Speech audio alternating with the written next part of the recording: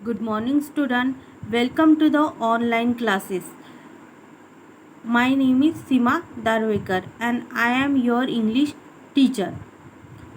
Last इयरप्रमाणे आपण ज्याप्रमाणे लास्ट इयरला ऑनलाईन क्लासेस जॉईन करून स्टडी केलेली होती त्याचप्रमाणे यावर्षीसुद्धा आपल्याला ऑनलाईन क्लासेस जॉईन करून स्टडी करायची आहे. तुम्ही तर जॉईन झाला आहात, परंतु तुमचे जे काही मित्र मैत्रिणी जॉईन अजून झालेले नाहीत तर त्यांना स्कूलमध्ये जाऊन जॉईन व्हायला सांगा. सो ऑनलाईन क्लासेसमधून आपण बऱ्याचशा गोष्टी शिकलो. त्याचप्रमाणे यावर्षीसुद्धा आपल्याला ऑनलाईन क्लासेसमध्ये वेगवेगळ्या प्रकारच्या ॲक्टिव्हिटीज, स्पीच, कॉम्पिटिशन, त्याचप्रमाणे आपल्याला प्रोजेक्टसुद्धा करायचे आहे. आणि प्रत्येक क्लासच्या प्रत्येक सब्जेक्टला तुम्हाला एक वेगळी नोटबुक करायची आहे आणि त्यामध्ये ज्या काही तुम्हाला असाइनमेंट सॉल्व करायला दिल्या असेल त्या प्रत्येक असाइनमेंट तुम्हाला सॉल्व करायचे आहे. आणि त्या असाइनमेंटवर तुम्हाला ज्या दिवशी जी असाइनमेंट दिलेली आहे त्या असाइनमेंटवर तुम्हाला डेट टाकायची आहे आणि डेट टाकून झाल्यानंतर सॉल्व करून झाल्यानंतर ती मला सेंड करायची आहे. तर लास्ट इयरमध्ये आपण जे काही ग्रामर शिकलो त्या ग्रामरवर आधारित आपल्याला रिव्हिजन घ्यायची आहे. तर या रिव्हिजनमध्ये आपण ग्रामरचा जो पार्ट घेणार आहोत तो फर्स्ट पार्ट आहे पार्ट ऑफ स्पीच. तर आता पार्ट ऑफ स्पीच मीन्स काय होते, मराठी त्याचा अर्थ होतो शब्दाच्या जाती.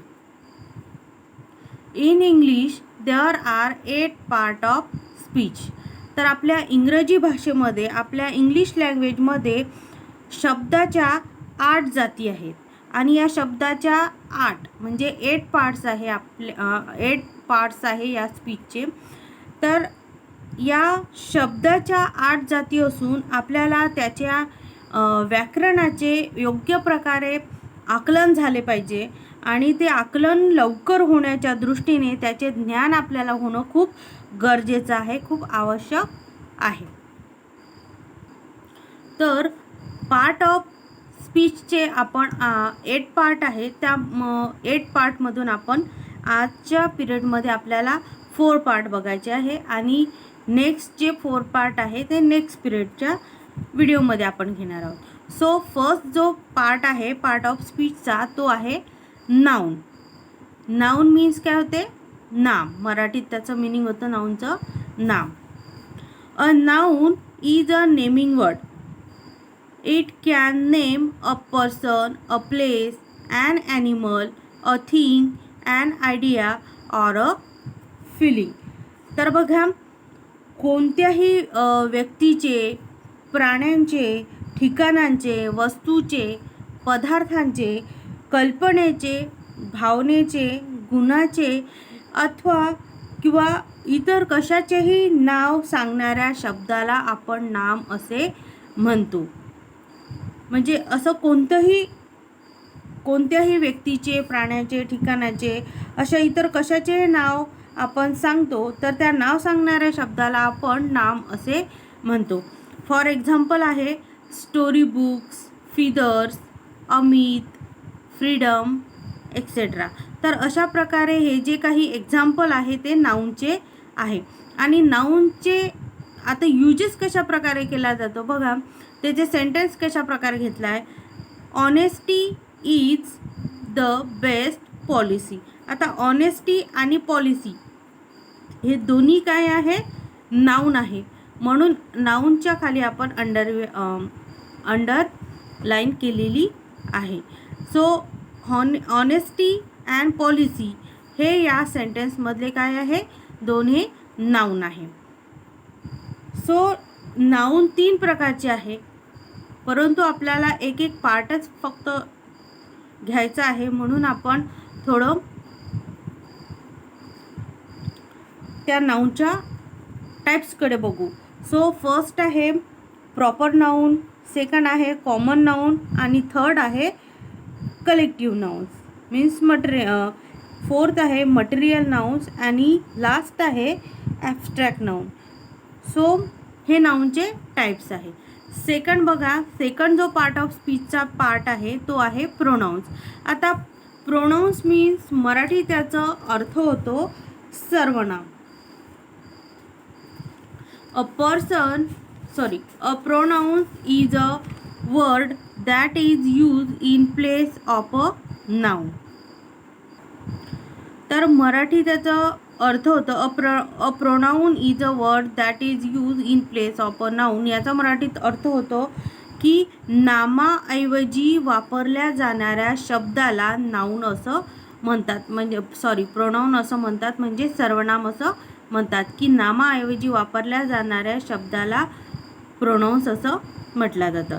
त्याचं एक्झाम्पल आहे आय, उई, you, he, she, it, they, me, us, him, her, them. यापैकी कोणतेही जे प्रोनाउन्स आपण यूज करत असतो ते आपण कशाऐवजी करत असतो? नाउनच्या ऐवजी करत असतो. म्हणजे इथं आयच्या ऐवजी कोणतं पण नाम असू शकते, नाव असू शकते.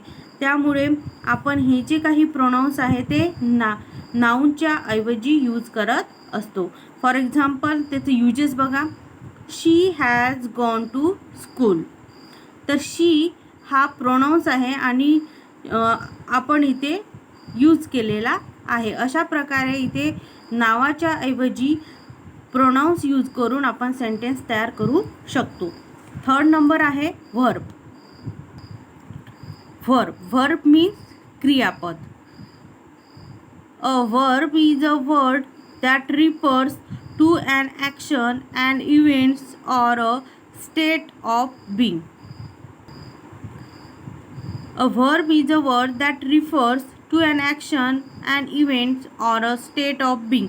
म्हणजे काय होतं की हे एखाद्या ॲक्शनबद्दल, क्रियाबद्दल आपल्याला माहिती देते. त्या शब्दाला आपण व्हर्ब असं म्हणतो. म्हणजे ज्या शब्दामधून आपल्याला ॲक्शन, कृती ही लक्षात येते किंवा त्याबद्दल माहिती देते आपल्याला, ज्या शब्दामधून आपल्याला क्रियाबद्दल माहिती देते त्या शब्दाला आपण व्हर्ब असं म्हणतो. फॉर एक्झाम्पल बघा, read, drink, sing, write, donated, blinded, etcetera.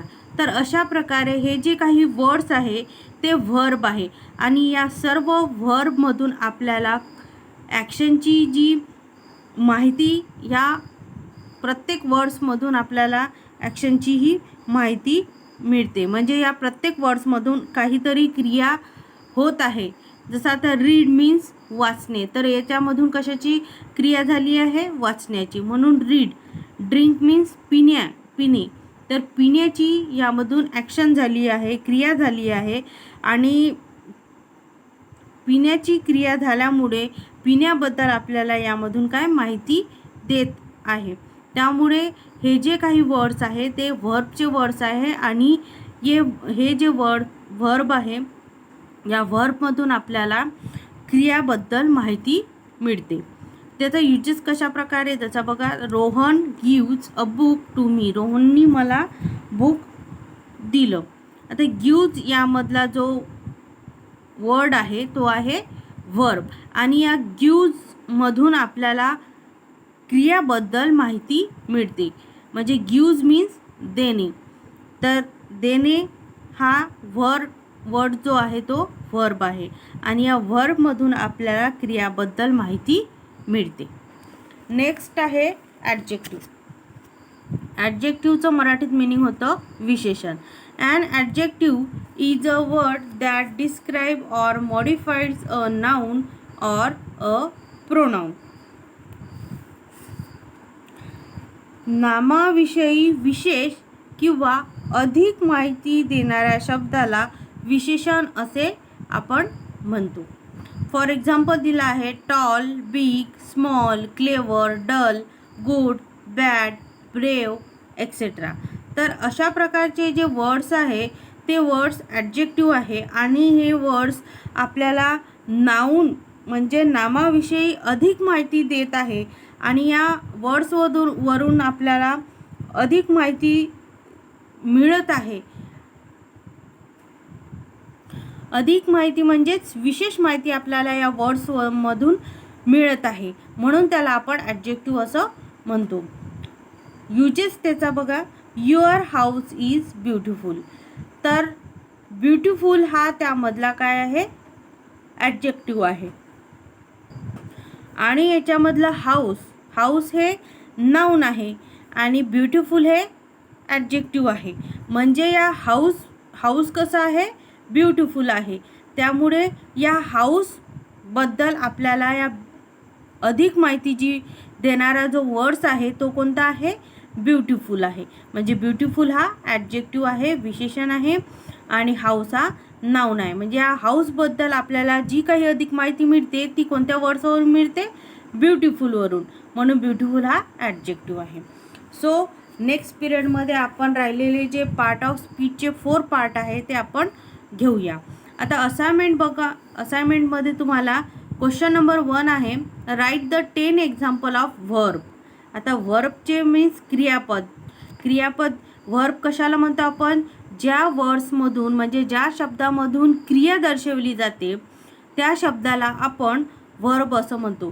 तर तुम्हाला 10 व्हर्बचे वर्ड्स तुम्हाला इथे काय करायचं आहे, एक्झाम्पल तुम्हाला राईट डाऊन करायचं आहे. क्वेश्चन नंबर 2 आहे, write the 10 example of noun.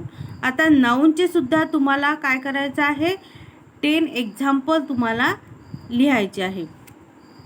Question number 3 आहे, write clean and neat hand writing in 10 lines. तुम्हाला तुमच्या गुड हँडरायटिंगमध्ये 10 लाईन्स, शुद्ध लेखन माहीत आहे ना, तर शुद्ध लेखन तुम्हाला लिहायचं आहे. किती लाईन, 10 लाईन. सो नेक्स्ट पिरियडमध्ये आपण राहिलेला जो पार्ट ऑफ स्पीचचा पार्ट आहे तो आपण घेऊया.